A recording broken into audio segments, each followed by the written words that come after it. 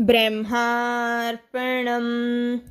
బ్రహ్మవేత్తలకు మహనీయుల యొక్క బోధలు ఉపదేశముల వలననే నిన్ను నీవు తెలుసుకోగలవు.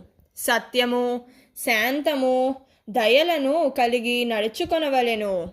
భగవంతుని ఎడల ఆపేక్ష తపనల వలన కలిగేడు దుఃఖము వలననే ముక్తి కలుగుతుంది తప్ప దేహభావనతో కూడిన విషయవాంఛలతో కూడిన దుఃఖము వలన ముక్తి కలగదు. తనది కానటువంటి ప్రపంచము కొరకు ప్రాకులాడుట వలన మిగిలేది దుఃఖమే కానీ ముక్తి కాదు. నీవు మరణించిన తరువాత నీ దేహమే నీ వెంట రాదు. పంచభూతాత్మికమైన ఈ శరీరము తిరిగి ఆ పంచభూతాలలోనే కలిసిపోతుంది. బ్రహ్మార్పణం.